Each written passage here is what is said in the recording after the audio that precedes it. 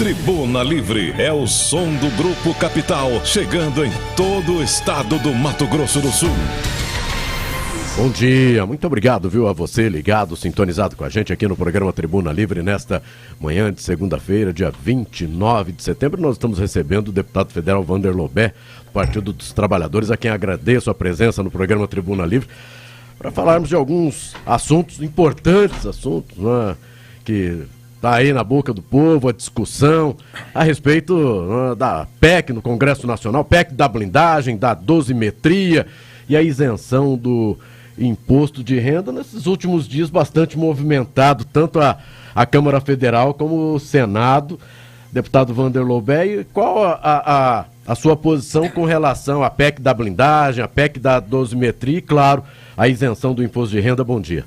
Bom dia, Marquinhos, bom dia, Carmen, Benhur, bom dia a todos os ouvintes da Capital FM, um prazer poder estar voltando aqui. Eu acho que essa semana, essas últimas semanas, na verdade, tem sido de um tensionamento mais importante para o Brasil. O Brasil precisa avançar nessas pautas. Eu acho que, você já falou a PEC da blindagem, você sabe a minha posição, eu votei contra, nós tivemos alguns votos dentro do PT, né, por estar sintonizado com o que a opinião pública está pensando. Tanto é que o Senado, né, desmoralizou o resultado da Câmara, né, na comissão, por unanimidade, nem foi para o pleno, né, até porque na opinião pública não dá para se discutir privilégios, né, acho até alguns pontos, mas o que se tinha, você incluir presidentes de partido, isso desmoraliza qualquer a posição política com relação a essa PEC. E quando, na verdade, você tem várias pautas lá no Congresso que de interesse da opinião pública, do povo brasileiro, como o fim da escala 6x1, essa questão da isenção que está marcado para essa semana, do imposto de renda para aqueles que ganham até 5 mil reais e mais, chega até 7.300, né, numa escala que é importante para o Brasil. Isso significa mais um salário para quem ganha até 5 mil reais, ou seja, o seu 14º salário, que é de interesse. Isso aí a oposição vai capitalizar também. O que nós precisamos é votar essas matérias, e acho que isso é de interesse para o Brasil. Deputado, desculpe, mas nesse item há rumores que uma parte da oposição pretende aumentar essa isenção. A gente sabe que tem que ter compensação, mas enfim. Né? E outra coisa, essa questão do Senado ter liminarmente, coloquemos assim, já enterrado a PEC da blindagem. Muita gente diz que criou um atrito Alcolumbre e Mota, e que poderia, Alcolumbre, presidente do Senado, Mota, presidente da Câmara, poderia resultar em alguma dificuldade para aprovar esse projeto. Qual é a sua expectativa? Você acha que uma coisa... E mais, tem gente tentando associar votar a PEC, votar a isenção do imposto de renda, à questão da redução das penas ou da anistia. Como é que o senhor vê toda essa simbologia? Eu acho que essa questão da dosimetria é uma proposta, embora a nossa posição é clara, porque eu acho que você abre um precedente nessa diminuição, que diminui de fato a pena, mesmo desde o presidente Bolsonaro a qualquer outro que cometeu o crime. A nossa posição nesse momento do partido é contra. Nós não queremos associar uma discussão à outra, ou seja, vincular essa questão dessa pauta que é de interesse do Brasil com relação a esse novo movimento da PEC da dosimetria, né, que o Paulinho é o relator. Eu acho que ele está buscando construir internamente, eu acho que a discussão é válida, mas não acredito que encontra eco ou para se votar isso aí, até porque está polarizado ainda. E nós tomamos uma decisão, Benhur, com relação, desde aquela questão do IOF.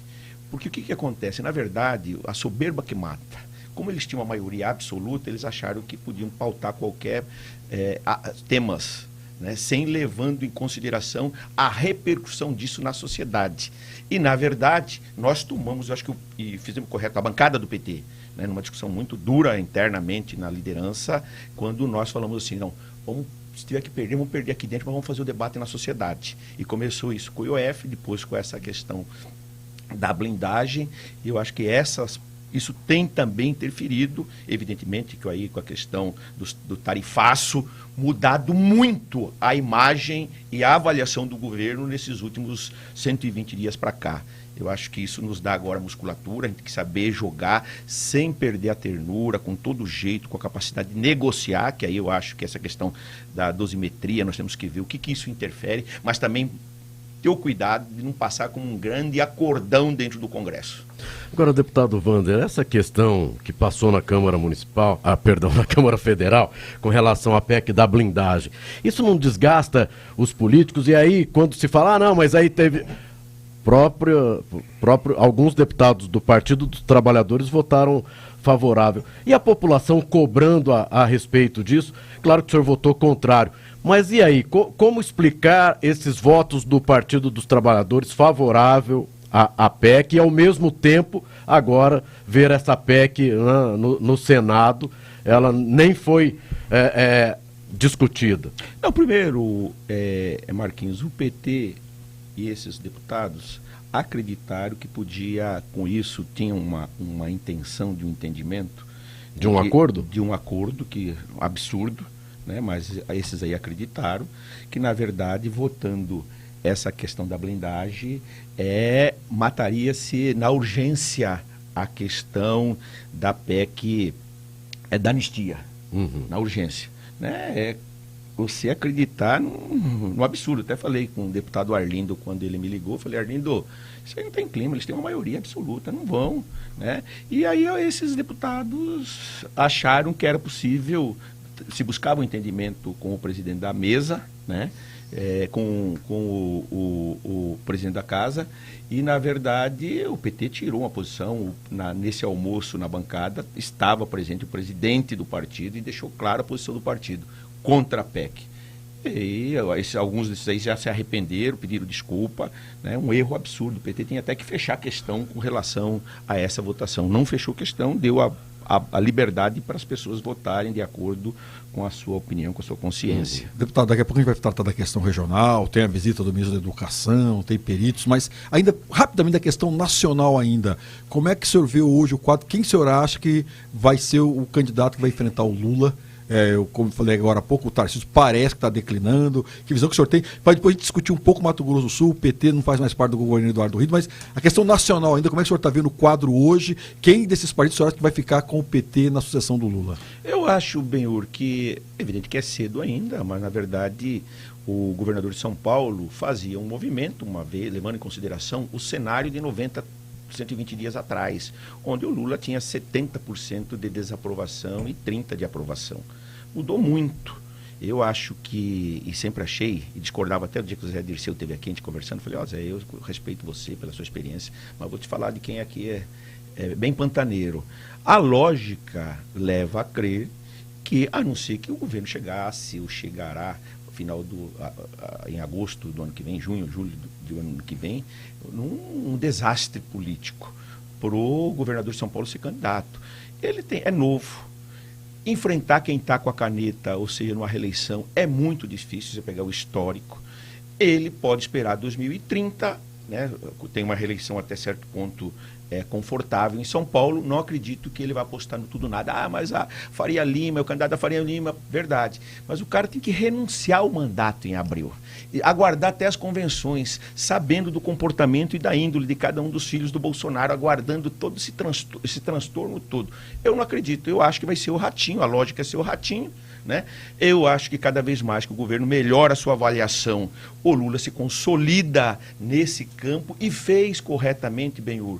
Quando muita gente vai perguntar, mas essa bancada, o PP está no governo, tem ministério, o União Brasil tem ministério, o PSD tem ministério, o MDB tem ministério, o Lula não vai mexer, esses deputados não votam com o Lula. Mas foi inteligente, sabe por quê? Esse país é continental, ele vai precisar desses partidos em alguns estados para ampliar suas alianças, porque você não ganha sozinho, infelizmente, e nós temos uma minoria só no Congresso. Então eu acho que o Lula teve, aguardando que ele podia melhorar o governo, como tem melhorado, e vai chegar muito forte, não tenho dúvida nenhuma, porque nós conseguimos furar a bolha. Essa era a dificuldade que nós tínhamos com essas medidas do tarifaço. Nós disputamos essa bandeira do nacionalismo e isso contribuiu muito. O Lula tem tido um comportamento podem gostar dele ou não, podem não votar nele ou não, mas com relação, tem sido assim, cirúrgico na posição, na condução desse processo da geopolítica e principalmente desse enfrentamento com o Trump. Sabendo, sem perder a ternura, sem perder a questão da nossa soberania, não negociando isso, mas com capacidade, sempre deixando, queremos negociar.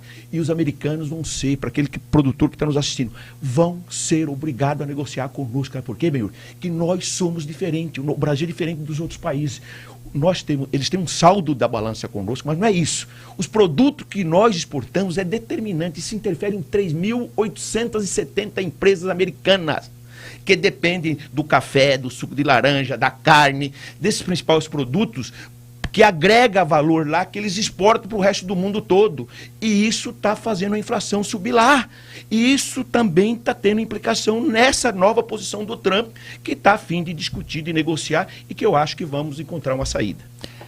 Deputado, como que o senhor avalia a saída de políticos do Centrão, de partidos que entraram naquela frente ampla de apoio ao presidente Lula e que agora estão saindo, né? Deixaram cargos e tudo mais, e partidos mais da esquerda ou da extrema esquerda, vamos dizer assim, partidos mais radicais, como o PSOL, por exemplo, PCdoB, partidos mais à esquerda, que continuam no apoio. Como o senhor avalia esse movimento aí de saída desses nomes do Centrão, do apoio ao presidente Lula? Importante e interessante a sua pergunta, Carmen. Eu vou responder, que eu fiz essa mesma pergunta para a ministra Gleice. Eu falei, Gleice, esse negócio, está aí o PP saindo, pedindo União Brasil. Ela falou assim, Vander, vai sair do governo aqueles que não estão no governo. Ou seja, é difícil sair, porque isso se implica nas superintendências dos estados. Você pega aqui, nós tivemos que fazer uma transição com o Rídio para sair com poucos cargos que nós tínhamos, porque é difícil. Imagina para eles que fazem política geralmente em cima dessas estruturas. Eu acho que o comportamento tem um ingrediente aí, a experiência nos ensina isso, Carmen, que é o seguinte, na minha opinião, se o governo tivesse indo de mal a pior, que estava isso 120 dias atrás, eu acho que todo mundo ia esperar, no máximo aguardar até dezembro, janeiro, para pular fora, para construir um movimento grande com o Tarcísio. Como nós invertemos essa lógica e começa a avaliação, e quem viu essa última pesquisa, e eu tenho informação do governo, que o Lula já está com 53, 54, de aprovação e a desaprovação em 43, isso vai levar uma boa parte do Centrão a refletir. Vai fingir que vai sair cá entre nós, mas vai continuar, na minha opinião, no governo, porque interessa para eles fazerem bancadas. Esse partido vive porque o fundo partidário depende da quantidade de deputados eleitos, não é do Senado, né? E para nós é estratégico. Eu acho que o presidente Lula tem clareza de que ele vai precisar de partes desses partidos em alguns estados, por exemplo, o PSD, né, do Kassab. Eu vi o Edinho num debate na Globo News, várias vezes fazendo o gesto, nós queremos o PSD, porque lá na Bahia o PSD já está conosco, no Piauí também está conosco, em alguns estados já estão conosco, e nós vamos estar brigando e disputando com que esses partidos não lancem candidato, e aí entra um outro elemento que eu vou falar aqui para vocês, né, e até uma provocação, né? Você pega aí, para o Tarcísio, sendo o Ratinho, interessa a eleição do Ratinho para o Tarcísio, que quer disputar em 2030? Vou te dar um exemplo aqui, o André Putinelli aqui naquela eleição com a Marisa no segundo turno. Eu fui falar com ele, falei, André, você já levou a eleição para o segundo turno, você vai querer disputar com a Marisa daqui 4 anos, ela com a caneta? Ou é melhor o Zeca ganhar as eleições, reeleger? Então tem essa dose de pragmatismo na política que vai ser considerado. E nesse ambiente, nessa estratégia, o Lula, para mim, é um fenômeno. Deputado Vander, Mato Grosso do Sul, o senhor assumiu a presidência do PT, o PT saiu do governo Rio. Como é que o senhor vê o quadro aqui? Já aproveitar, acho que o nosso tempo, né, falar da visita do ministro Camilo Santana, de novos peritos, enfim, se o senhor puder dar uma geral, mas também já falando dessas novidades do governo federal aqui no Mato Grosso do Sul. Como é que o senhor vê o quadro aqui no Mato Grosso do Sul? Eu acho que aqui é um cenário que o movimento que o Reinaldo fez, eu particularmente tenho uma consideração enorme pelo Reinaldo, acho que ele está indo pro PL no pior momento, na minha opinião, né? Eu acho que ele está indo, e dizem que ele está indo para cumprir uma missão, eu respeito, mas veja bem, Benhur, quem viu o ato do Reinaldo foi um baita de um ato, mas com o mesmo público do PSDB. Com exceção do gordinho do Bolsonaro, ele não levou mais ninguém. E o movimento que o Catan faz, que o Polon faz, que o Contar faz, caminha, na minha opinião, para um suicídio político se aliar ao Reinaldo, ao Rídio. fizeram oposição, e não é oposição, é uma oposição sistemática, né? E eu acho que eles vão se mobilizar em torno de um novo e mais um partidinho e ter uma candidatura, né? Parecido com o que a Simone fez. A Simone, me recordo que ela falou: Wander, eu não tenho condições de ser candidata à reeleição em função das minhas posições políticas. Naquele momento, o Bolsonaro é muito forte aqui, eu vou ser candidata a presidente, se viabilizar, ou vou ser candidata a governadora para me sair por cima, perdendo, mas sendo derrotado, debatendo esse Estado e tal, né? Eu acho que resta para eles isso. Isso significa, na minha opinião, que vai ter uma candidatura da extrema-direita. E isso também nos dá para articular no nosso campo, que é com a vinda do Fábio. Muita gente me pergunta: o Fábio não é candidato. O Fábio vai ser candidato. Trade, só para quem está no Fábio Trade. O Fábio Trade vai ser candidato ao que ele quiser. Ele tem um compromisso meu de presidente do PT. Se ele quiser ser federal, ele vai ser federal. Agora, ele se encaixou no PT. Impressionante como a militância do PT absorveu ele. A militância do PT quer ele de candidato a governador. Isso é um processo de convencimento. Vamos fazer os encontros regionais agora a partir de sábado, no estado todo. Ele vai participar. Final de semana, ele vai participar, e eu acredito que a gente tem capacidade de convencê-lo a ser o nosso candidato. Acho que o Fábio, isso me motiva muito, por isso que ser presidente do PT, acho que a gente vive outro período agora, né? O período do sindicalismo da década de 80, 90, agora é de quadros com capacidade de gestão e capacidade de debater, porque nós precisamos debater com o Riedel, né? Conceitualmente o papel do Estado. E aí dá para a gente debater com muita tranquilidade, né? Sem ser no pessoal, debater que modelo de Estado que nós queremos, para quem que nós queremos. Esses incentivos fiscais, nós temos que rever esses incentivos. O Estado vive uma dificuldade financeira, então esse vai ser o tipo de debate que nós queremos fazer corrido. E acho que o Fábio se encaixa. E do outro lado, com a direita, tudo leva a crer que vai ser uma eleição de 2 turnos de novo. Eu acho que o Riedel tem uma situação hoje de conforto, mais política. Eu já vi eleição que é quase impossível ganhar, que foi a do Zeca em 98 contra o Pedro, e uma que era quase impossível perder, que é a do Delcídio para o Reinaldo. Então, é o que nos espera o cenário para o ano que vem. Deputado Wander Lobeck, continuando no Mato Grosso do Sul, o nosso estado recebe aí a visita do ministro da Educação, Camilo Santana, Dourados amanhã, dia 30, e Campo Grande no dia 1º. A importância da visita do ministro e o que é que ele vem fazer aqui no nosso estado, o que é que ele traz de informações e de bons negócios para o nosso estado. O ministro Camilo vem dentro esse mês aqui, é o aniversário de 20 anos da UFGD, né?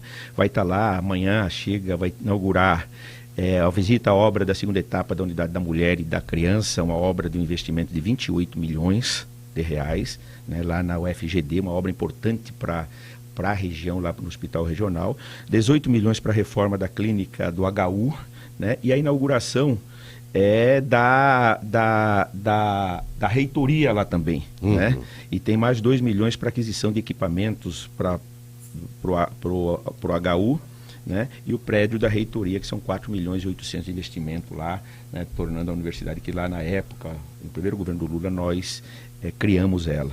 E aí visita aqui a Escola Estadual Lúcia Martins Coelho, a meio-dia, né? Um almoço com os estudantes, 14 horas entrega de 30 milhões em imóveis da União para a educação, né? Que são áreas do que o SPU, nosso companheiro Tiago Botelho, que faz um belo trabalho na USPU, vai estar repassando essas áreas para as universidades, aí numa parceria, né, que cabe ao USPU, que repassa. Então é uma visita, e eu visito o hospital também aqui, o HU daqui, que é ligado à educação, também com grandes investimentos ali no hospital universitário. Deputado, chegando a quase 80 milhões de reais só nesses investimentos. Deputado, rapidamente a questão dos peritos também, mas também uma questão que não pode se perguntar para o senhor. O senhor já disse para nós ali que não é candidato a deputado federal em nenhuma hipótese. E aí? Vai encarar o Senado? Quem vai ser o candidato dessa frente? É o senhor? É a Simone Tebet? Se o senhor puder, rapidamente, a gente tem 1 minuto e meio. Não, eu tenho tratado isso de uma forma muito transparente. Eu sou pré-candidato ao Senado. Eu não sou mais candidato a deputado federal. Mas será que você não pode? Não vou ser mais. Já fiz 6 mandatos, cumpri minha etapa. Acho que estou preparado para ser candidato a senador. Estou construindo essa frente ampla, democrática, de apoio ao Lula até fevereiro. Já fizemos o convite para a Simone, ela vir para essa frente, será bem recebida. Se ela se viabilizar como candidata a senadora, não tem problema, são 2 vagas, podemos ser eu e ela. Se a gente discutir lá em março, abril, que é importante ter uma candidatura só, nós vamos construir um critério de pesquisa, quem que o melhor nome. Estou muito tranquilo, até porque o meu projeto de pessoal não pode estar acima do projeto meu como presidente do partido, que o nosso projeto estratégico é a reeleição do presidente Lula. Mas eu sou pré-candidato ao Senado, acredito que pode ser eu e ela, se for dependendo do cenário. Aí a tática e a estratégia nós vamos discutir lá na frente. Mas muito tranquilo, acho que tem um espaço, historicamente, o presidente da República, o partido dele sempre fez um senador, se você pegar o histórico daqui, e eu acho que não vai ser diferente o ano que vem. Como eu aposto que o Lula vai chegar muito forte, e vou fazer uma outra provocação, e a história vai mostrar isso, que eu vou registrar aqui, o Lula nunca ganhou essas eleições no primeiro turno.